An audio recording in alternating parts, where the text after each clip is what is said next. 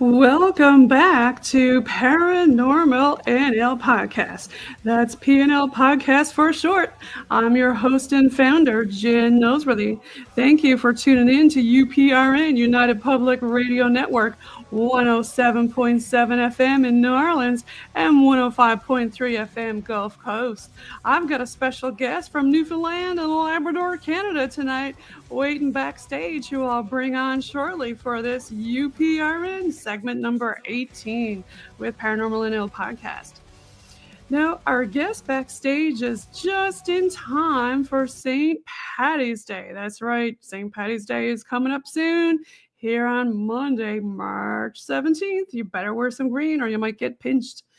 ParanormalNL Podcast is sponsored by the BOG team. It's a boots on the ground team doing local historical investigations in Newfoundland and Labrador, Canada. And ParanormalNL Podcast believes in supporting international paranormal networking and highlighting global paranormal places and things all over the world. If you'd like to be a guest on my show, or you have a local historical or heritage building you'd like investigated, contact paranormal.nl.podcast@gmail.com and follow PNL Podcast and the BOG team on their link tree. Now, without further ado, let's bring on the show our guest from Newfoundland and Labrador, Canada. Here it is, Hey. Robert Hiscock. How are you? Welcome. How are you doing tonight, Robert? I'm great. How are you doing? Pretty good. So how's the weather over in Gander? Are you in Gander tonight? I am in Gander, and it is it's chilly. It's chilly? Indeed, yes. We're in Newfoundland, so it's gonna be chilly, right? Out in the middle of the Atlantic Ocean somewhere. So tell Yeah. me more about you and your product of Newfoundland and your strange truths and tall tales. I often tell people I'm a blogger, and that's true. But my blog is all about stories from mostly from the island of Newfoundland. I don't even get up to Labrador that much because there's so much to talk about on the island that I live on. Yes, and we're a very Irish island. I like to say a cheers to you. Salut, cheers, or salut in Mexico, but cheers here in Newfoundland. I've got enough green stuff for everybody here tonight, so we're not going to get pinched by any fairies or leprechauns, I don't think. Definitely a very Irish island. I don't know what your listeners think of my accent, but I think we often get told that we sound Irish. Yes, in fact, my parents were over in Dublin, and they were on a cruise, and they said, what part of Dublin are you from? And they said, well, we're not from Dublin, we're from Newfoundland, and nobody knew what they were talking about. So, and with your product of Newfoundland, whenever you search Newfoundland, you come up. Yes, yeah. So I write stories about the island of Newfoundland. Some of the stories I write about are true. They're things from history that I find really interesting.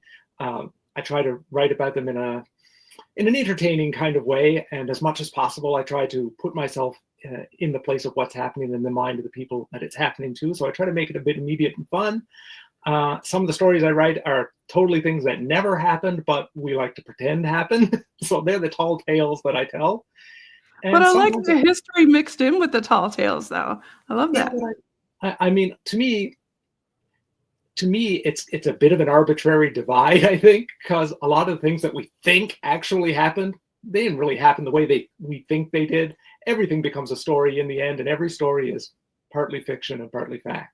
So, even the tall tales we tell have, there's elements of them that are not so fantastical and wrong. Yes, in Newfoundland and Labrador, we do have a very rich history and folklore, don't we? Oh, for sure. I'm constantly finding things that make me say, wow, and like, oh, I didn't know that. Or really, people did believe that? People used to do that to cure whatever? I mean, there's lots of weird folk cures, magic beliefs, things like that people had for a long time and persisted into like the 20th century, a lot of it.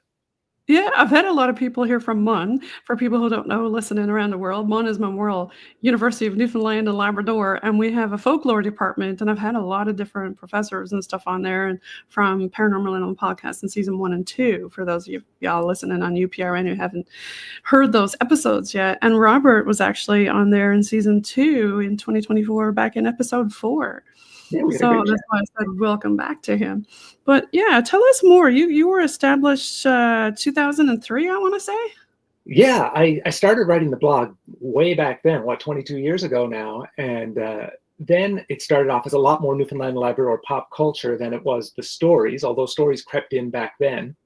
And then I kept at it for 10-ish years or so. And then my life got really busy and I kind of backburnered it. But when the pandemic came around, I thought, well, let's go back to that again. So I've been doing it again for the last number of years. So started in 2003, but there was a fair hiatus in there too. And with a lot of your content, we like to call it the high strangeness factor, because people from Newfoundland and Labrador, of course, people on the mainland like to make fun of us, call us Newfies and whatnot. And I don't mind being called a Newfie. I know that's a big topic, but hey, I'm proud to be a Newfoundlander, and I don't care what you call me, and I'm proud to be a Newfoundlander. I'm definitely proud of where I'm from. I mean, the Newfie word, it's never one I would use to describe myself, but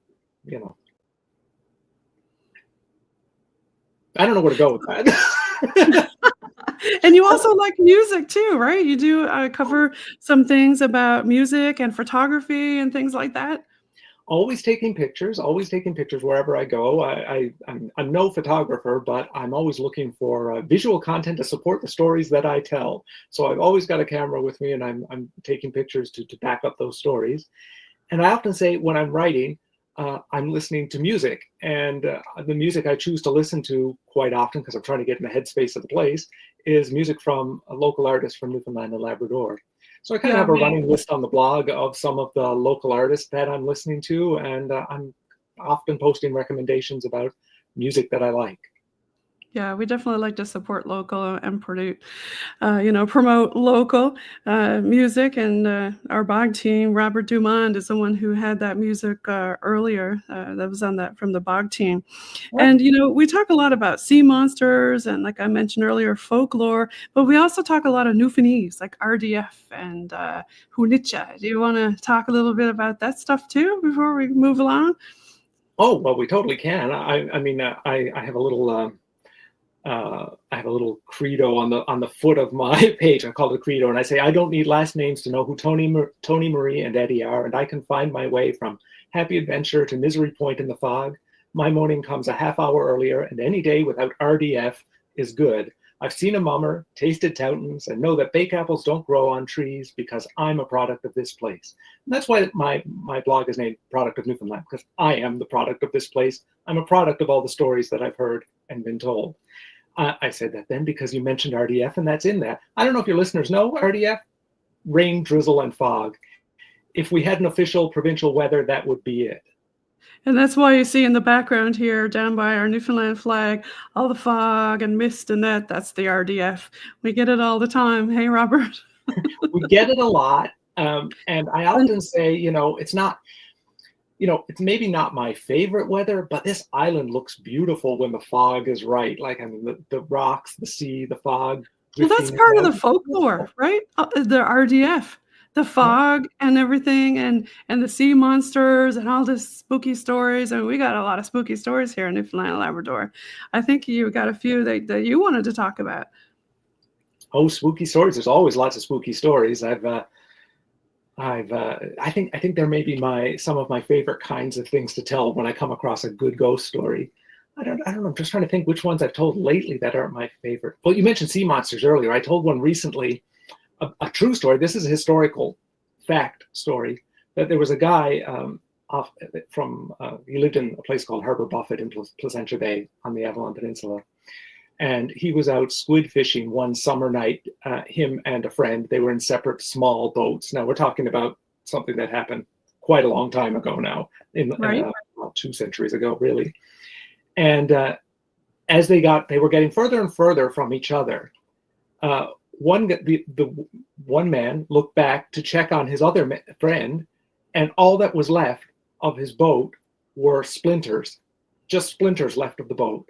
He was gone completely and never seen again. Something obviously had come up from the water and destroyed his boat and presumably eaten him. And nobody ever knew for sure what it was. I mean, I think the official speculation, or the official story is it was probably a shark or a type of shark, but nobody knows for sure. Well, I've got on my logo that was made by Robert Dumond a kraken there. You can't see it right now, but behind up here, you can kind of see his arms up grabbing a schooner. Because, you know, that's one of the things here, giant squid and giant octopus and things like that. And I think that's even on your podcast logo, Strange Truths and Tall Tales. I have mysterious tentacles on my Strange Truths and Tall Tales poster. Yeah. I love the idea of there being mysterious things in the ocean that we don't know about. Yes, there are lots of scary, spooky stuff in the ocean, and we do indeed talk a lot about them here in Newfoundland and Labrador. We've got all kinds of weirdness, mermaids that were after the fishermen, and as this example right here in your logo. So I'm going to let you talk a bit more about some of your other stories.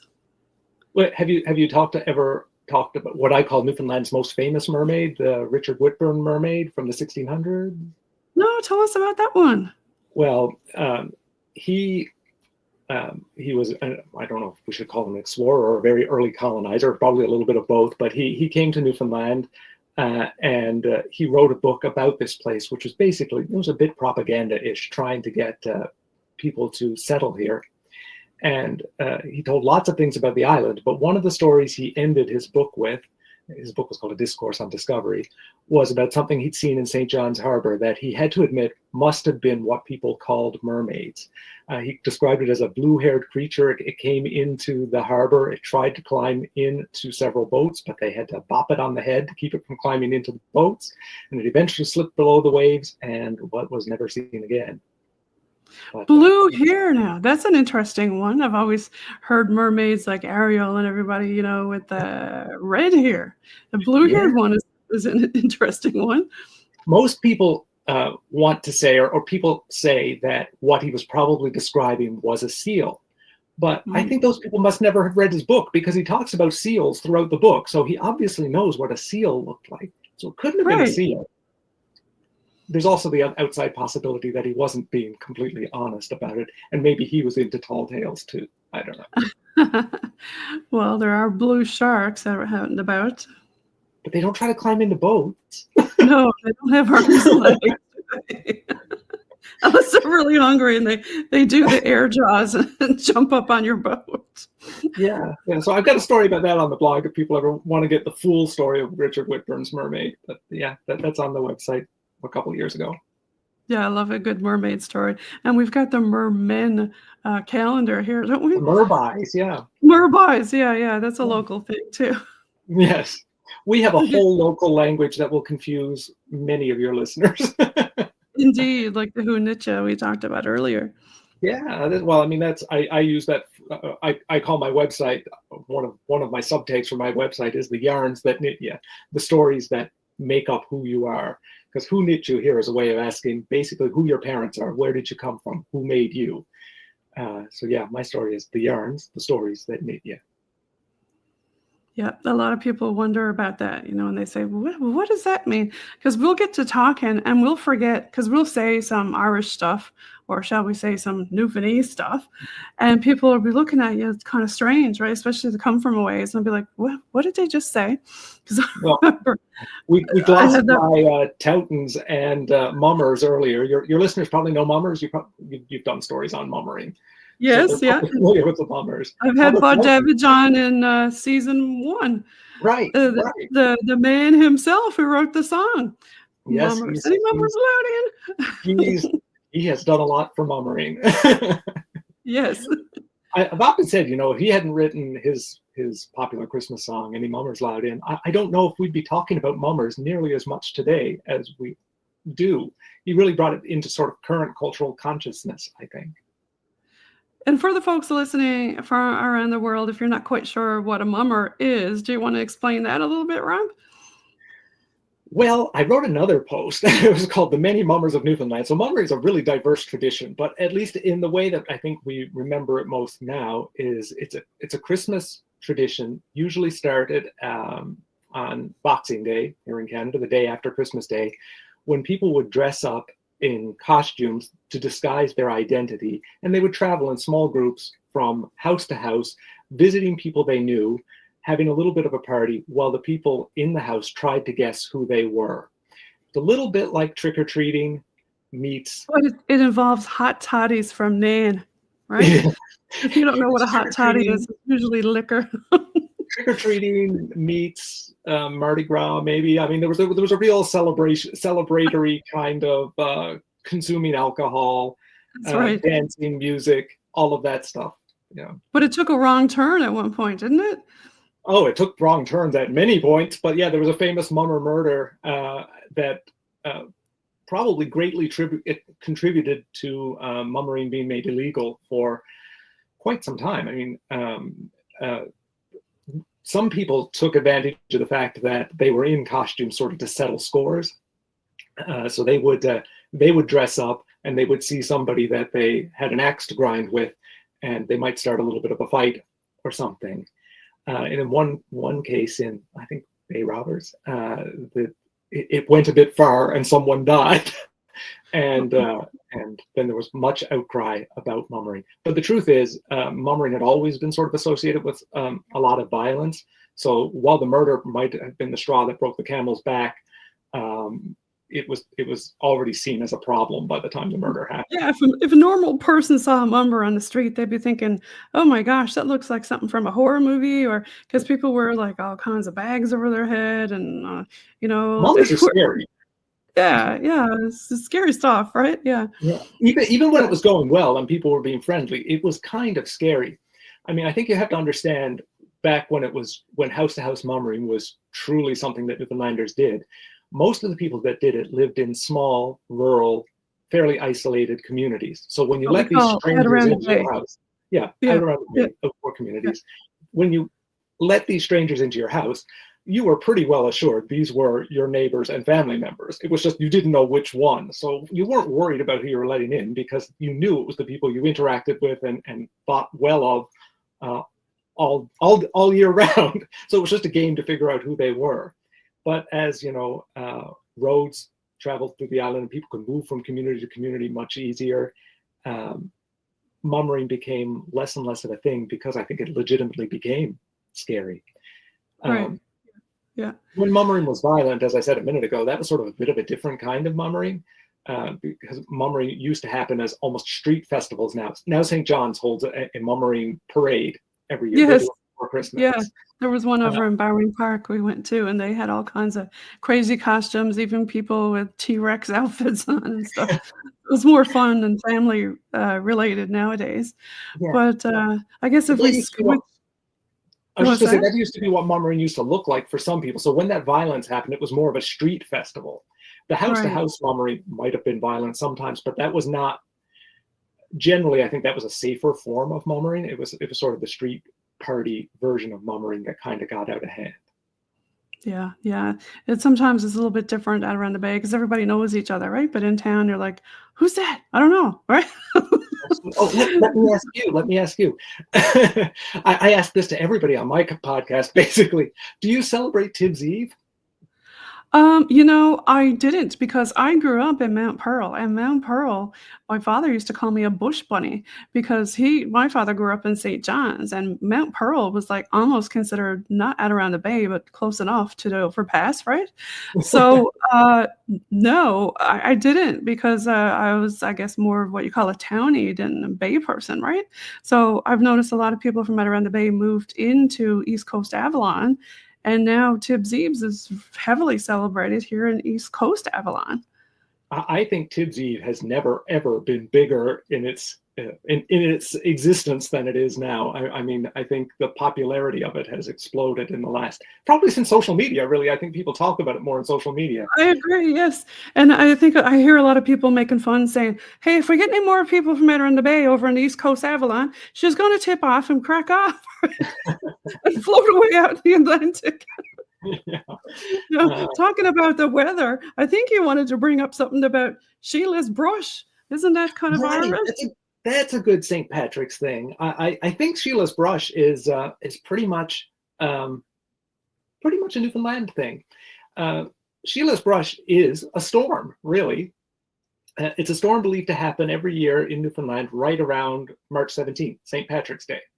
And there's a bit of folklore around it, whether it happens before St. Patrick's Day or after St. Patrick's Day. Some people believe it happens before St. Patrick's Day. It means there's going to be more winter, or if it happens after, there's going to be more winter. I don't remember. It probably depends on which bay you grew up in, what you believe. But the timing of the storm seems to foretell either the end of winter or the continuation of winter long beyond March, which can definitely happen in Newfoundland.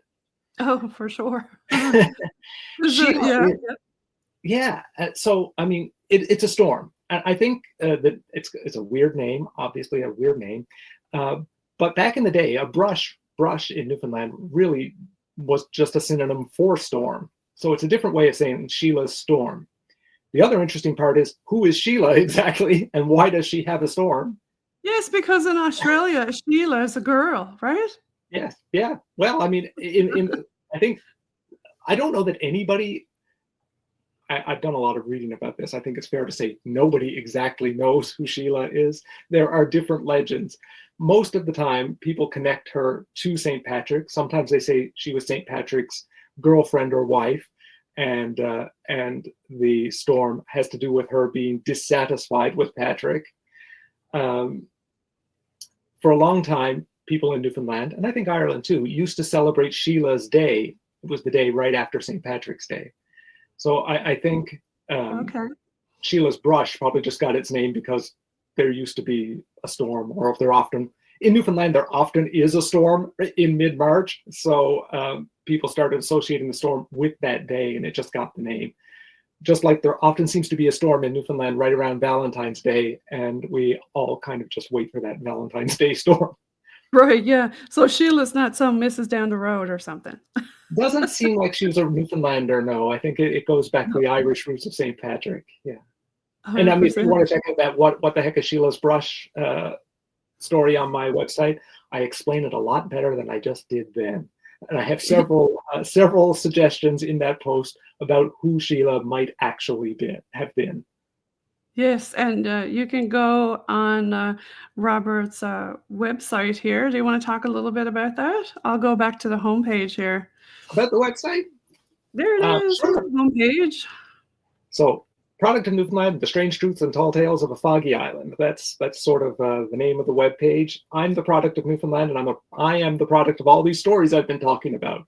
So the stories that go on my website really are just the stories that I grew up hearing or have learned about in my travels around the island, both physical travels around the island and also reading through lots of old stories from Newfoundland. They're the ones that intrigue me.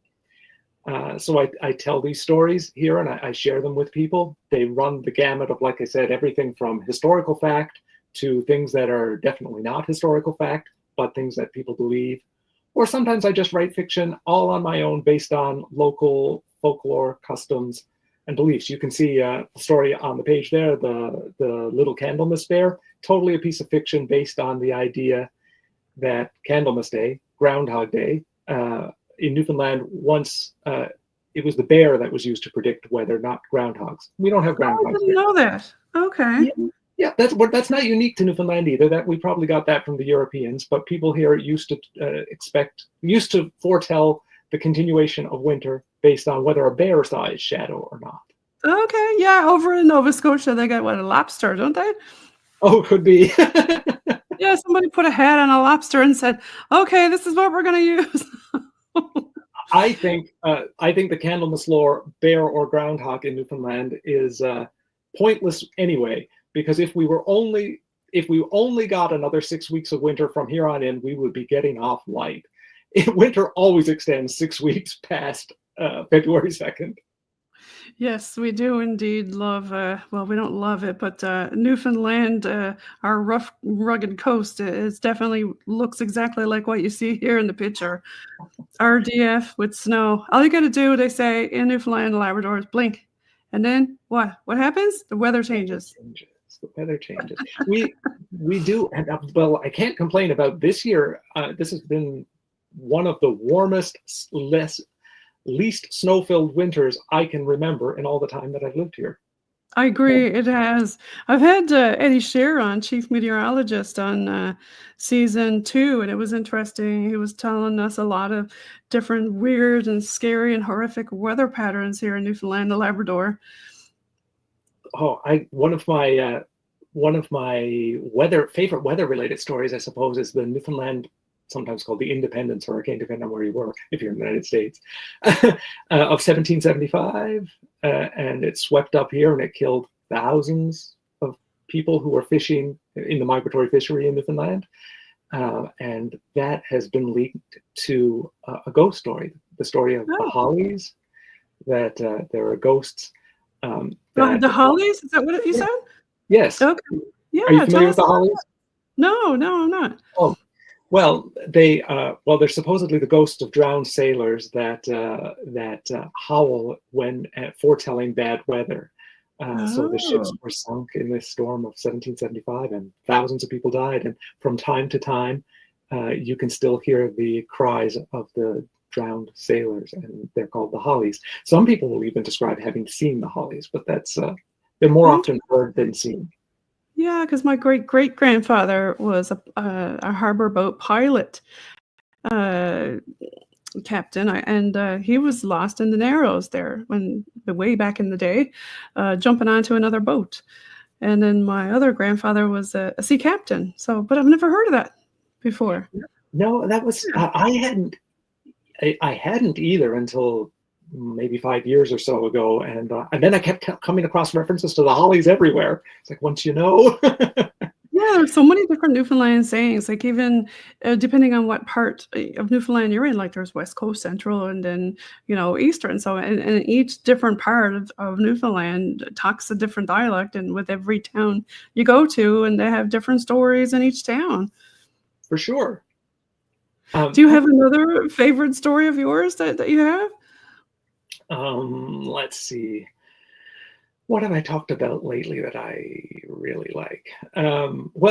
This is not paranormal in any sense, but one of the stories I told recently was of a little girl back in the late 1800s. She was probably 2 years old. She wandered off from her family into the woods, and nobody could find her. For days, nobody could find her. They eventually came to the conclusion that she must have died. They thought there was no way that she could have survived. They wondered if maybe she'd seen an animal or something and followed it into the woods. And then they thought, well, there were lynx, there were other predatory animals. And they thought things had gone poorly for her. Then, 8 days after she went missing, this 2-year-old went missing, a guy spotted her face down in a sand pit, and she was alive. She had green on her face where it appeared she must have been eating leaves. He rescued her. He took her back home. She was never able to explain what happened because obviously she was only 2 years old. But can you imagine a 2-year-old that survived in the woods for 8 days by herself? What a scene. Oh my gosh. What an amazing outcome. Like I tell so many stories that don't end well. It's fantastic to tell one that does. I actually thought when I posted that story on my site, it's like, finally, we're going to break the tragic trend. Every story I tell was like, somebody's been murdered, somebody drowned, somebody got eaten. So that was a good story. Yeah. Yeah, I would say there's a lot of different weird things in the woods, different folklore things that we have here. We mentioned the fairies and the fae earlier, and that's very Irish too. And then Sure. over on Bell Island, they say they have the queen of the fae over there, and you have any stories that you want to tell about the fairies? I have not really dug into the fairy stories. And then Strangely. you've also got like the Wendigo, and then there's all kinds of other weird folklore stuff that we can talk about. I guess the old hag is another one that a lot of people talk about, is sleep paralysis here. For sure. And Well, yeah. fairy stories for me, I will say, I don't think the fairies lived where I lived in the island. Like, I didn't grow up hearing fairy stories, which is probably one of the reasons I haven't dug into them so much, because I Well, don't they have. say you're not supposed to talk about the fairies, because if you do, they'll come and get you, or you're not supposed to tell or say Okay, where maybe they they live. do. Maybe they do live in my part of the island, and maybe just nobody was talking about it. I do know. Well, I suppose it's fairy. Well, this is totally fairy adjacent, anyway. I was chatting with my mother a little while ago because I'd written a story that referenced jack-o'-lanterns. The idea of lights in the bogs at night and things like Yes, that. okay. And Yeah. she talked about my grandfather and my great-grandmother definitely talking about jack-o'-lanterns in the woods. So that was something that certainly existed where I grew up, and I guess that's fairy adjacent. Right? Yeah, yeah. There's we also had the Bell Island boom. That's another story right there in itself. I But know I know. that's one that's coming up on the blog. I got to say, I haven't written that one yet, but I've got the article started. I've also got the article started about the pterodactyl on Bell Island. Do you know that story? No, the pterodactyl. Tell me what happened. What's that? Well, I haven't written the story yet, so I'm not an expert.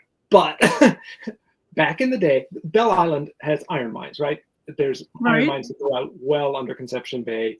The community was famous for its mining. I love Bell Island, and I got to give a shout out to Henry Crane, because he just had a recent birthday. And a big shout out to Henry. We all love you. Happy birthday. And we love Bell Island. Yes, yes. So the story is that while they were digging a new mine, they discovered a fossil in the mine. And the people who saw the fossil believe it was the fossil of a pterodactyl. Now, this is where it gets a little bit uncertain, I guess. So they saved this fossil. They brought it above ground. And there was some talk then about sending it off to universities to be studied, to be cataloged, whatever. But some people were not gung-ho about that happening because, well, you wouldn't want to do anything to slow down the construction of a mine if people thought, there was some reason to preserve what was going on in the mine, not to just be full steam ahead. So apparently the fossil got sort of set aside and somewhat forgotten about until it ended up ultimately being lost. There's lots being written about a fossil having been found there. The people who saw it swear it was a fossil of a pterodactyl. Paleontologists will probably tell you it shouldn't have been a fossil of a pterodactyl. There should not have been a pterodactyl fossil in Bell Island. No, we may that's never for know sure. for sure. We may never know for sure. And you've got a lot of other stories here. I've got your website pulled up here. I Can't Rest Here. That's one. That's a ghost story. Yeah. Do you remember that one? Oh, yeah. I Can't Rest Here. It happened on the Northern Peninsula. Let's see. It happened on the Northern Peninsula in a town called St. Paul's. Basically, it's the story of a guy who, dies. And he wanted to be buried in a particular place, but he died right before winter, right before Christmas. And they told him, yes, we'll bury you there, but the weather turned bad. They couldn't bury him. So they temporarily buried him where he died in St. Paul's. And, things got busy. Christmas came. The weather wouldn't allow. So they didn't ultimately forgot to move him. And I guess his spirit knew that. So his spirit began to sort of terrorize the people of St. Paul's. He first showed up on Boxing Day at a Christmas party. And then throughout the winter, he kept making regular appearances, terrifying the people of town, until ultimately many people ended up leaving that current town site and moving to St. Paul's, where it is, further down the river where it's located today, because the ghosts just wouldn't leave him alone. Yeah, you never know who or what you're going to meet here in Newfoundland and Labrador. And then we've got another scary story. Well, here's one: how to ward off a wicked witch. Oh, that was just lots of superstitions about how to keep yourself safe from magic, really. One way, simplest way, apologize to the witch. I mean, people in Newfoundland believe that Newfoundlanders at one point in history, I guess, believed magic played a big role in their lives, and that if you crossed somebody, they might settle the score through some kind of magic. They might make sure that your fishing trips were horrible. They might bring on bad weather. Who knows? They might make you sick. So if you suspected that you had crossed somebody who had these kind of magical powers, you wanted to make it right. And the easiest way to make it right was to apologize. If you weren't the kind of person who could apologize, you could shoot the witch's heart. Now, that didn't actually mean you would shoot a person.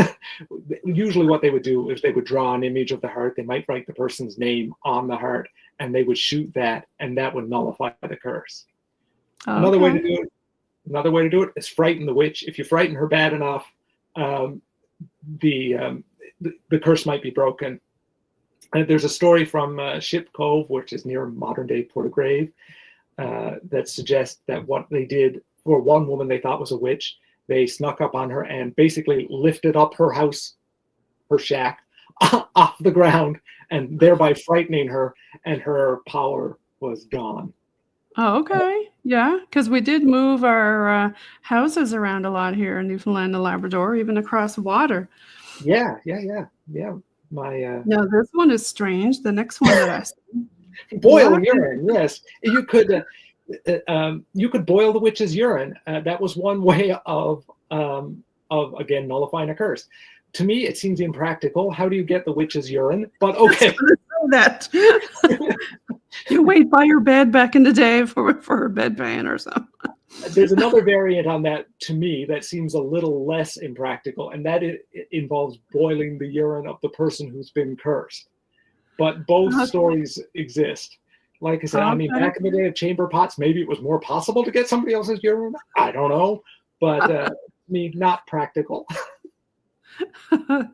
Here's another one. Put a cork in it. Yeah, witch bottles. People used to make witch bottles. Sometimes these are still found in old houses. They would have a jar, and they would put things in it like hair, nails, things like that. And they thought that could be a bottled spell in and of itself. And some of those spells were protective. There is an old jar found in Cupid's, which is one of the oldest settlements here in Newfoundland. And it's possible that jar was a witch jar. So maybe some of the first Europeans that came to Newfoundland were worried about witches. Interesting. And then we got the tip of the iceberg.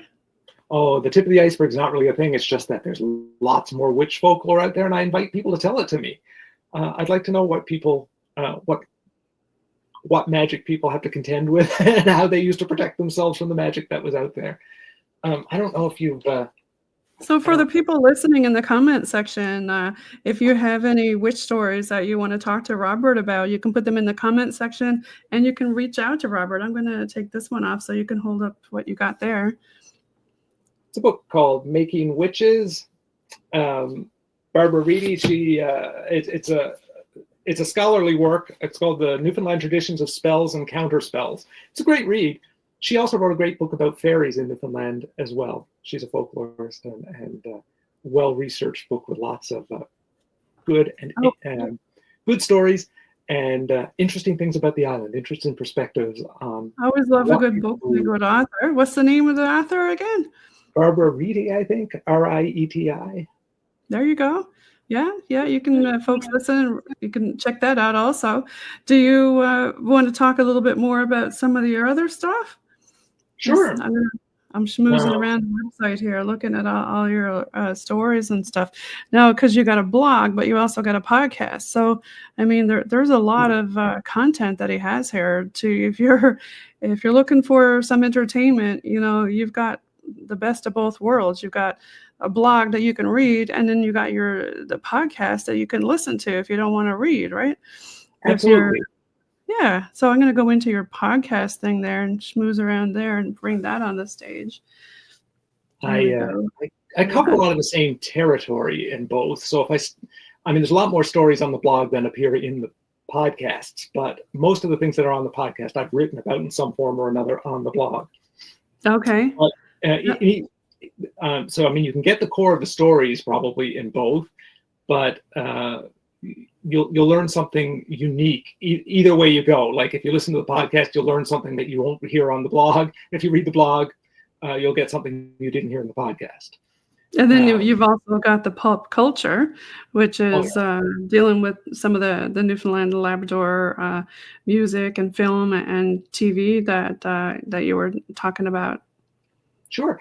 Like I said, my idea is that these are the yarns that knit us, the stories that knit us. So I talk to a lot of other Newfoundlanders too, because I'm interested in the art that's sort of being made now and how that fits into the context of the storytelling from the past, the things we used to believe, the stories that we tell each other. So I chat with lots of musicians on the podcast too, and I just point out other great songs that I encounter along the way on the blog. So and I maintain playlists on Spotify and Apple Music and YouTube too, if anybody wants to check it out, of sort of contemporary Newfoundland music. Got a lot of Christmas songs up there now if you scroll back through, because I do a Newfoundland Christmas music advent calendar every year where I post about a Christmas song from a Newfoundland artist every day of December up until Christmas. Oh, okay, I can see that up here if you click on that. So there's so many different things that you can check out on the Product of Newfoundland. And I love all of your stories. And do you want to talk more about folks on how they can reach out to you and how they can contact you or find you? Well, the best place to find me is just to go to productofnewfoundland.ca, because everything else is linked off of there. But you can find Strange Truths and Tall Tales, the Product of Newfoundland podcast, on Spotify and wherever else you get podcasts, pretty much. I'm a fairly heavy user of Instagram, or I usually have been. So you can find my photos on there at Product of NFLD. YouTube as well at Product of NFLD. Occasionally I will post videos there and video versions of the stories, plus all the podcasts are there too. Yeah. I have an interesting video. Do you know the story? I don't know what to call it. I call it The Ghostly Voyage of Ellen Dower, the story of Ellen Dower from tell me that one. Conch on the Great Northern Peninsula. Nobody's quite sure when it happened, but it would have been probably the late 1800s. Ellen Dower and her husband was a sea captain, and Ellen Dower was sort of a businesswoman. She managed affairs on shore, and when he went off to either fish or hunt seals or whatever he was doing. So somewhere in the late 1800s, he left Conch to go out seal hunting, and his ship got stuck in the ice. Oh. Unbeknownst to him, he had taken a box of really important papers with him. Ellen back home needed these papers. Oh, I love this story. I remember this one. You know, I really love this one. Yes. She needed these papers. She needed them very badly, so much so that she started to basically worry herself sick about what these papers said. And then one night, she apparently died, maybe of her worry. That same night, on her husband's ship far out at sea, he heard something coming down into his quarters, and he thought, that sounds like the rustling of Ellen's dress, but I'm hundreds of miles out at sea. But lo and behold, it was Ellen coming aboard his room. She opened his sea chest. She rummaged through it until she found the papers, looked at the papers, and put everything away, went up the stairs or up the ladder again, and out and disappeared from his ship. He was convinced, of course, that he had seen maybe a token, which, in Newfoundland folklore is the idea that you see the specter of a person who has either just died or foretelling their imminent death. So he immediately went into sort of mourning. He thought, my wife is dead. Fortunately, they had been stuck in the ice. So fortunately, the wind shifted and the ice moved, so they were able to get the ship out. So the first thing they did was abandon the hunt and said, I have to go back home. My wife is dead. So they lowered the ship's flags to half-mast. They went home. And as the people of Conch saw this ship coming in unexpectedly with flags half-mast, they thought, oh no, somebody on the ship has died.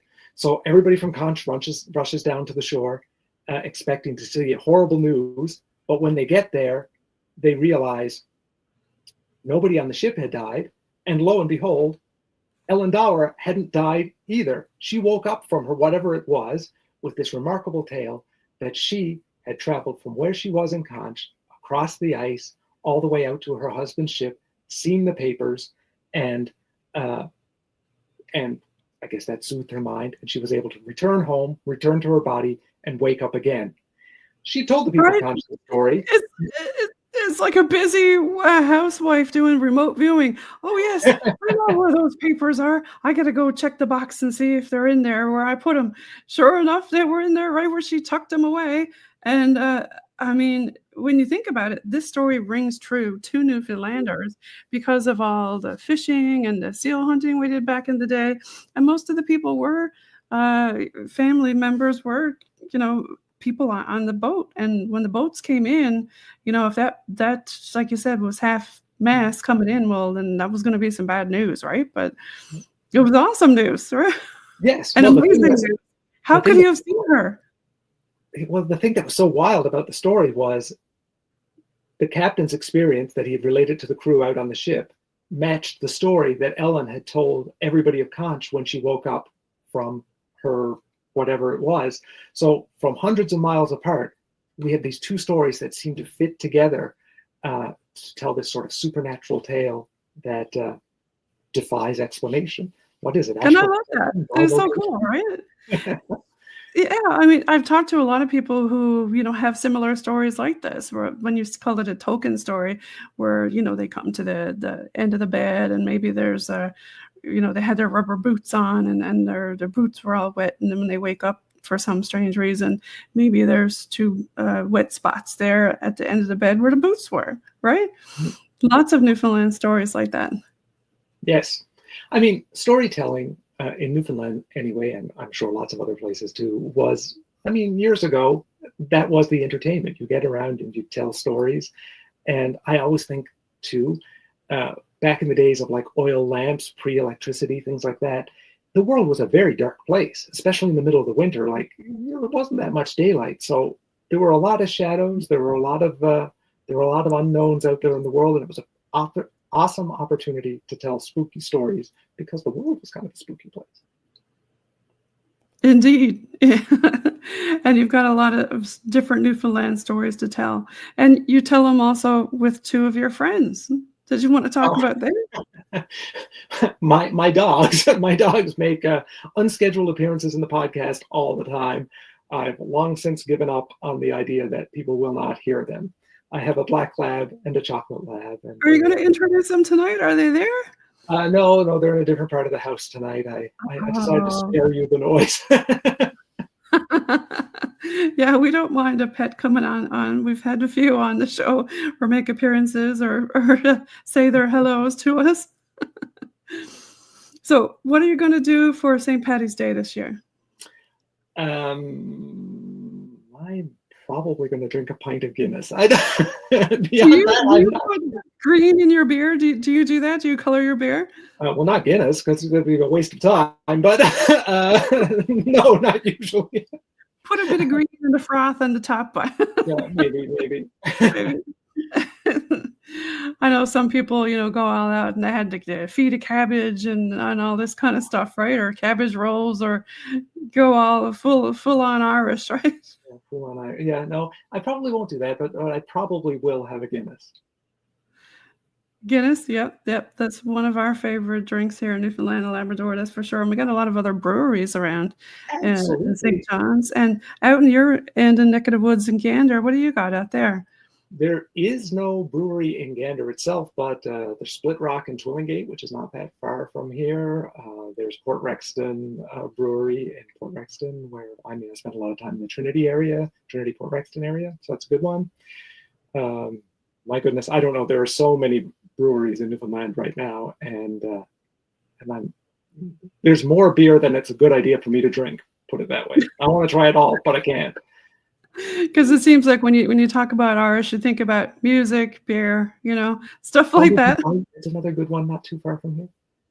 Well, we do have a lot of our own Newfoundland distillery stuff too, like the vodka, iceberg vodka.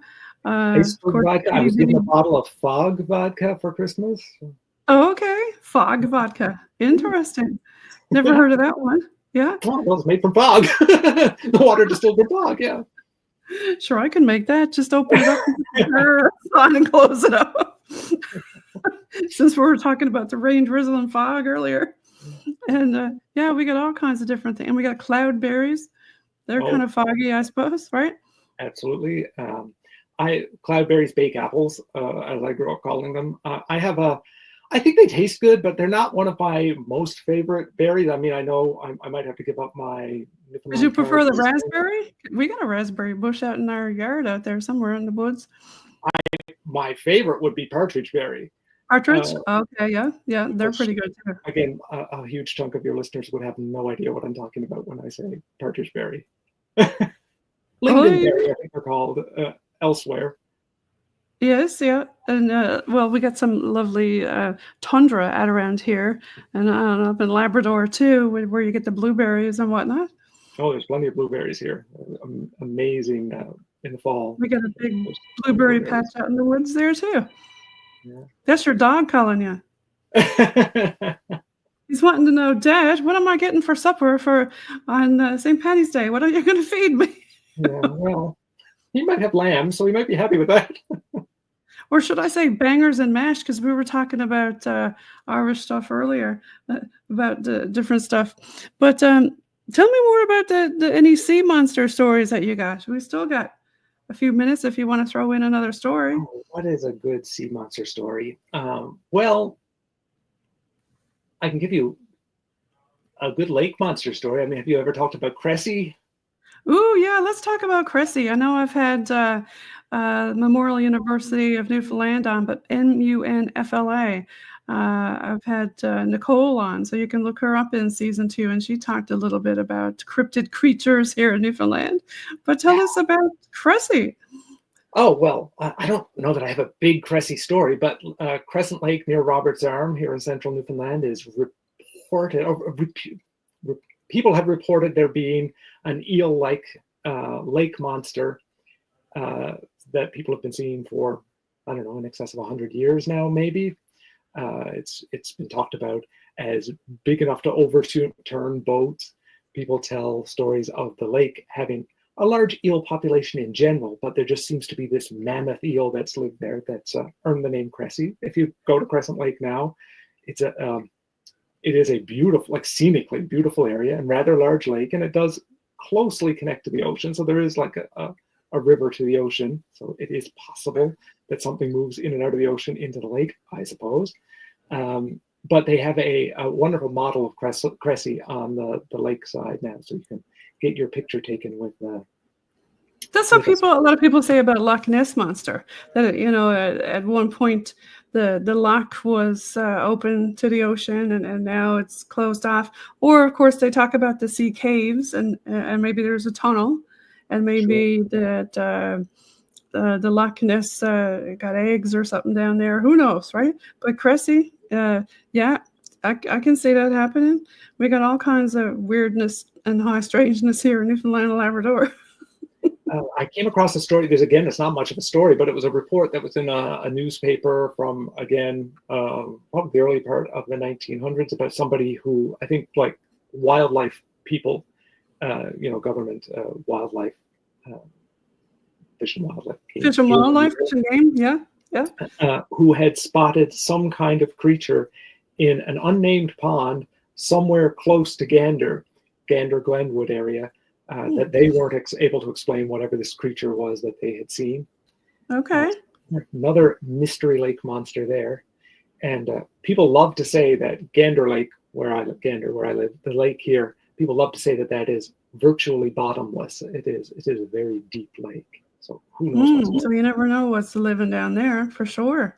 I mean, this place is pretty pristine, and some of the the areas. I mean, it's nothing to grab a fishing pole and just drive and stop in the middle of the road and throw your line out in whatever pond you see as you're driving along. And we've done that before when we were kids. And we parked one time in well, I call it a gravel pit, right? So nobody could see where our car was, but here we see these kids out with their fishing pole in like the middle of nowhere, and there are people stopping saying, "Are you all right?" "Yes, bye, go ahead, we're fine, we're just out fishing, our car's over there."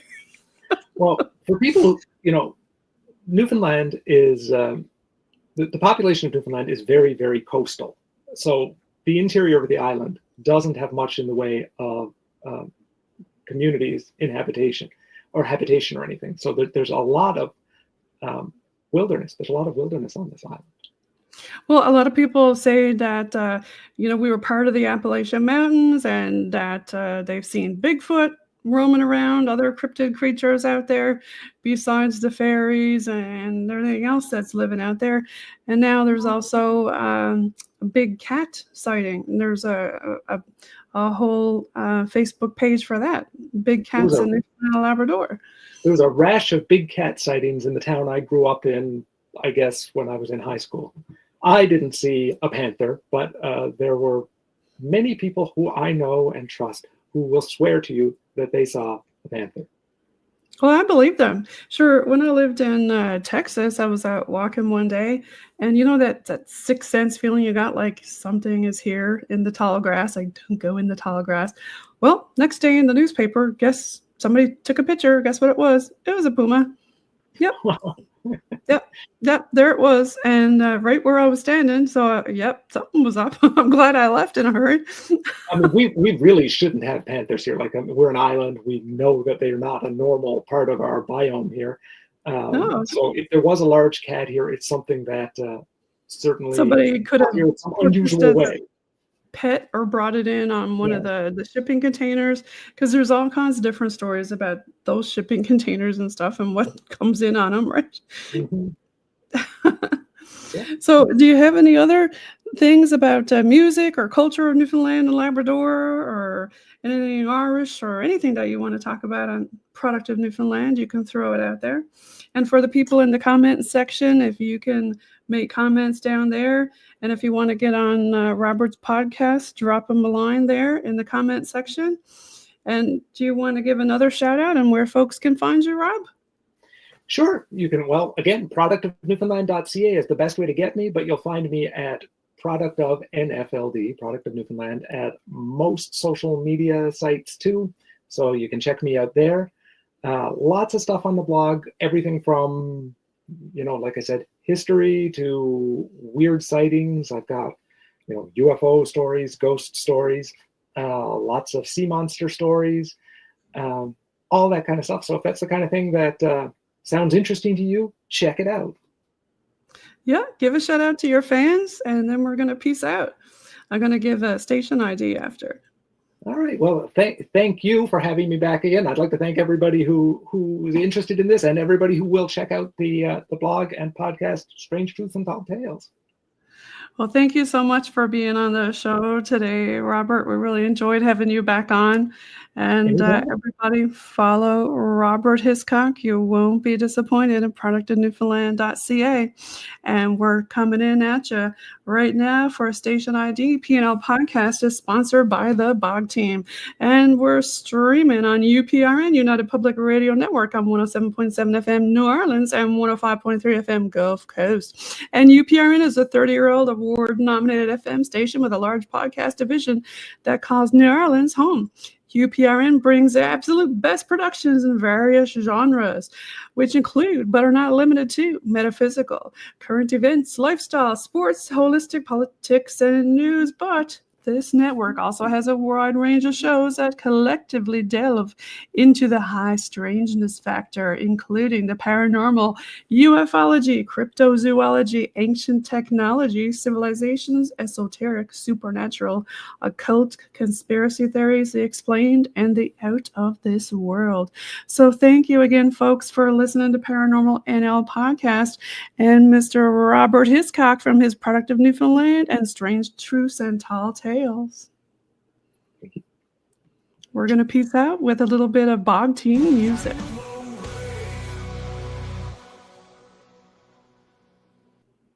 Spirit voices entwine.